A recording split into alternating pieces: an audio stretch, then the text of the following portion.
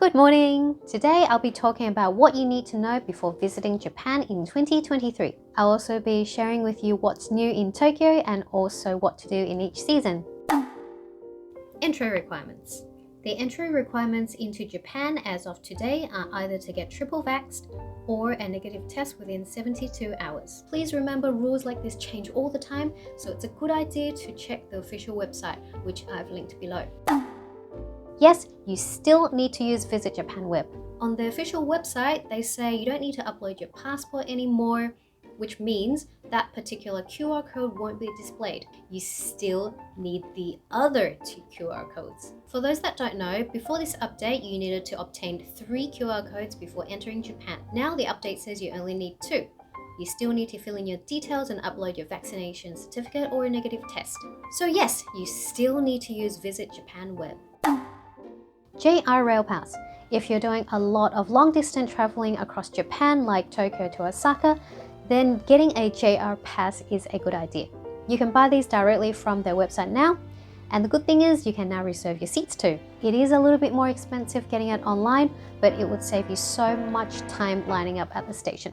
They will directly email you and then you collect your pass in Japan.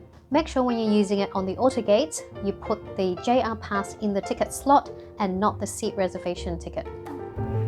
Travel apps. Google Map is an option, but you can also consider using an app called Navitime Japan. It's got a lot of filters and one of them tells you which trains the JR passes cover, and that comes in pretty handy. Shinkansen luggage limit. Shinkansen has a few new luggage rules. Each person is only allowed to bring 2 pieces of luggage provided they are not oversized. So what is oversized? Oversized is where the length, height and the depth totals over 160 with a maximum of 250. If your luggage is oversized, you will need to make a reservation in the last row of the train. Small rollies like this or anything that fits in the overhead compartment is fine.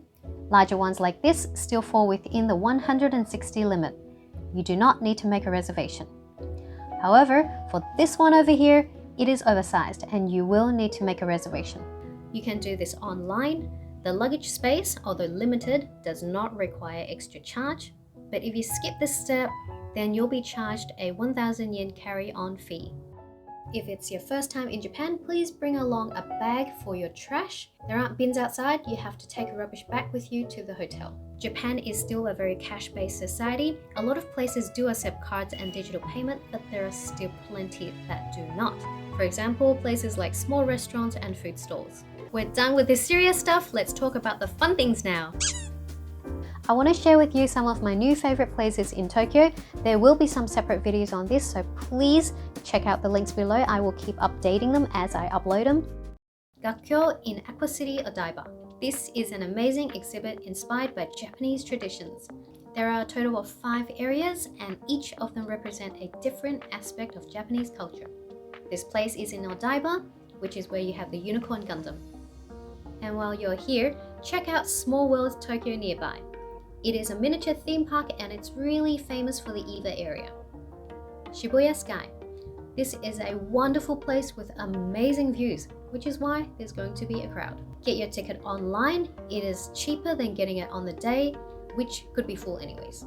Once you're up there to take that famous corner photo, you need to line up for about 30 minutes and you get 1 minute of photo taking time. Now the person lining up behind you will take your photo with your phone. The staff there will also take your photo and ask if you want to buy it from them.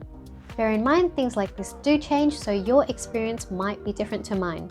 Shibuya Miyashita Park. This is a rooftop park that is really famous for the Doraemon photo spot, which is literally impossible to take during the day. So I recommend coming at night, and there are very pretty lights too in December. Shibuya Yokocho is directly beneath the park.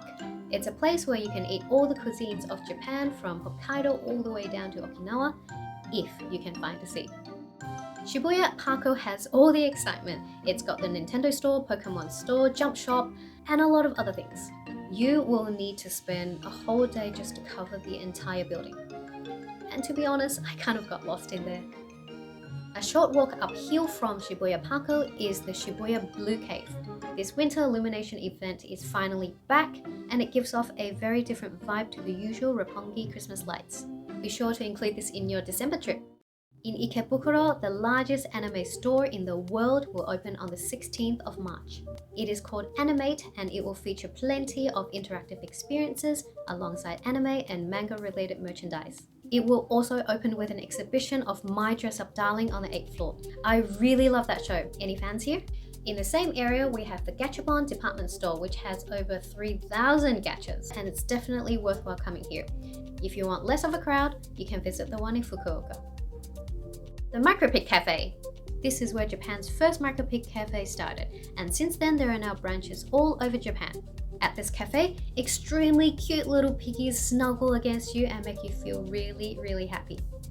Red Tokyo Tower. This is Japan's largest indoor esports amusement park. On the 3rd and 5th floor of the Tokyo Tower, there are high-tech VR experiences and interactive games combining technology and physical sports. Art Aquarium Museum. This is just 20 minutes away from Tokyo Tower. It is an incredible exhibition with beautiful goldfish in sculptured aquariums along with lights and music. Kusatsu Onsen. This is easily accessible from Tokyo and it remains a favorite among the locals. You will never run out of things to do here. Every season in Japan is wonderful. We're gonna start with spring because the cherry blossom forecast is out. Every year, the JMC releases forecasts of the dates when the cherry blossoms will start to flower and when they will reach full bloom. Bear in mind, flowers usually take a week to reach full bloom and that full bloom lasts around a week. So the whole thing is very fleeting, which is the beauty of it. The dates shown on the chart are pretty much the buds stage. Summer is really good for fruit picking because I like grapes. And summer is when the grapes are in season. There are countless fruit picking farms all over Japan and it's easy to make a booking online. The farm's website will tell you what fruits are in season and their visiting hours. I'll be heading to some strawberry farms in a few weeks and I'll let you know how that goes. Autumn is definitely about those pretty red leaves. There is a Momiji forecast that comes out every September. In early November, the leaves were already a fiery red color. They look so good against the other ones that are still changing color and also against the yellow ginkgo leaves. For winter, I definitely go for Hokkaido, especially in February where they have the snow festivals all around the island. It is just so romantic and I love snow. What's your favorite season? And I'm also curious to know, which of the places would you want to go to? Let me know in the comments down below. Also, if you enjoyed this video, please let the algorithm know by subscribing and liking.